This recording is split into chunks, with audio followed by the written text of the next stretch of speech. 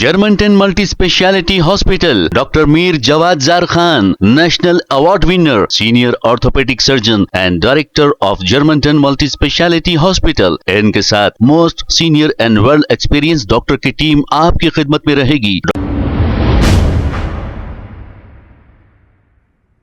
अस्सलाम वालेकुम नाजरीन, 7H न्यूज सच को रखे आपके आगे।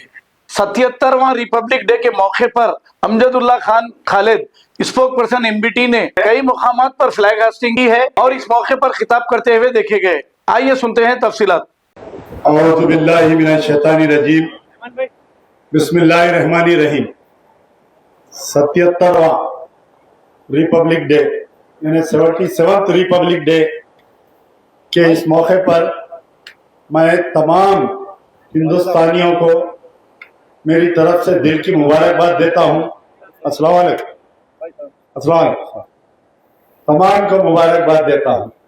स्टेज पे तशरीफ फरमा बुजुर्गान मिल्लत, नौजवान साथियों, पसे पर्दा सुनने वाली मोहतरम माँ और बहनों, ये हमारे लिए बड़ी खुशी का दिन है कि हिंदुस्तान की आज़ादी के बाद में हिंदुस्तान को चलाने के लिए एक कॉन्स्टिट्यूशन की ज़रूरत थी। तो तकरीबन कई दिनों तक मेहनत करने के बाद में डॉक्टर बाबा भीमराव अम्बेडकर एक कॉन्स्टिट्यूशन लिखा गया। हालांकि उस कमेटी में कई लोग थे, जो कॉन्स्टिट्यूशनल कमेटी बनाई गई थी उसमें कई लोग थे, लेकिन भीमराव अम्बेडकर साहब जी का बहुत बड़ा रोल रहा। आज खास तौर पर कॉन्स्टिट्यूशन आज जो है हिंदुस्तान में, जहां पर एक नफरत की लहर फैली हुई है, पूरे हिंदुस्तान में दो भाई, एक हिंदू और एक मुस्लिम, आपस में बाजू बाजू बैठ नहीं सक रहे हैं। आज ट्रेन में सफर कर रहे हैं तो दो भाई, दो हिंदुस्तानी, एक हिंदू और एक मुसलमान आपस में सफर नहीं कर रहे हैं। अगर आप किसी शॉपिंग कॉम्प्लेक्स में है तो एक दूसरे को देखकर नफरत पैदा की जा रही है।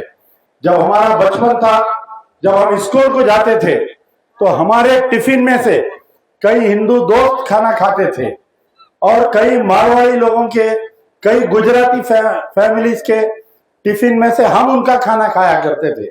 आज 14-15 साल जो बीजेपी इस मुल्क में राज की है, हिंदुस्तान में इतनी नफरत डाल दी है, इतनी नफरत डाल दी है कि मासूम स्कूल के बच्चों में एक दूसरे में नफरत आ गई है।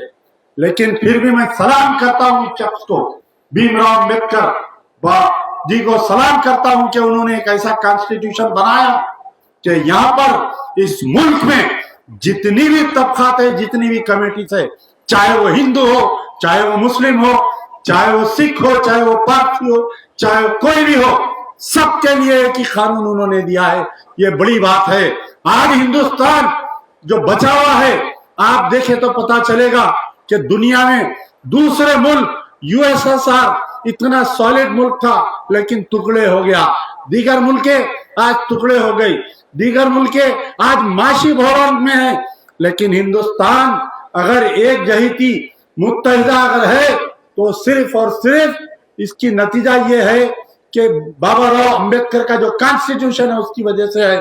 तो आज का दिन मैं सलाम करता हूँ बाबा राव भीम अम्बेडकर जी को, जिन्होंने कॉन्स्टिट्यूशन बनाया है। मैं सलाम करता हूं उन तमाम मुजाहिदीन आजादी को जिसने इस मुल्क को आजादी के लिए अपनी जानें दी, जेलों में रहा। लेकिन अफसोस का मुकाम है कि आजादी के बाद से लेकर आज की तारीख तक मुस्लिम मुजाहिदीन आजादी को पीछे रखा गया और फिरका परस्त ताकतों को, आज नाथूराम गोडसे को लोग सलाम करते हैं, जिसने महात्मा गांधी का कत्ल किया। अगर कोई हिंदुस्तान का सबसे बड़ा दहशतगर्द अगर कोई है, हिंदुस्तान का सबसे पहला अगर कोई टेररिस्ट है तो उसका नाम है नाथूराम गोडसे, जिसने महात्मा गांधी के छाते में गोलियां मारा। और मैं उस सलाम करता हूं उस महात्मा गांधी को जिसने अपने छाते को पेश किया इस हिंदुस्तान की सलामियत के लिए। आज 14 साल फिरका परस्ती में नाथूराम गोडसे की तस्वीर पर फूल चढ़ाया जाता है, माला चढ़ाया जाता है, और इस मुल्क का वजीर आजम खामोश रहता है। अगर महात्मा गांधी के खिलाफ में कोई कहते हैं और अंबेडकर के खिलाफ में कोई कहते हैं, इस मुल्क का वजीर दाखिला, मुझे बड़े शर्म की बात है, बड़े अफसोस की बात है कि इस मुल्क का वजीर दाखिला जब बाबा राव अम्बेडकर का मजाक उड़ाता है ताइवान पार्लियामेंट में ठहर कर, तो इस मुल्क का वजीर आजम खामोश रहता है। बड़ा बड़ा अफसोस की दिन है। तो बहरहाल मैं तमाम हिंदुस्तानियों को, खास तौर पर मेरे हल्के के याकूतपुरे के लोगों को मैं मुबारकबाद देता हूं। और ये जो आज का जलसा, ये आज का ये जो जमावड़ा किया गया है, ये आज का जो स्टेज लगवाया गया है, ये मैं उन तमाम ऑर्गेनाइजर्स को, Telangana association for protection of child rights, देखिए इंसान की जिंदगी में तालीम बहुत चीज होती है। अगर हमारी नस्ल पढ़ेंगी नहीं, लिखेंगी नहीं तो कहां जाएंगी बताइए। हमारे लोग पढ़ के लिख के वकील बनेंगे, अदालतों में हमारे खिलाफ में अगर कोई मुकदमा होगा तो लड़ेंगे। हमारे लड़के लड़कियां अगर पढ़ेंगे लिखेंगे, डॉक्टर इंजीनियर बनेंगे तो वो सेहत के लिए काम करेंगे, हमारी कौम के लिए, और इंजीनियर बनेंगे तो वो हमारे लिए काम करेंगे। तो तालीम एक ऐसी चीज है कि हर इंसान की जरूरत तालीम है।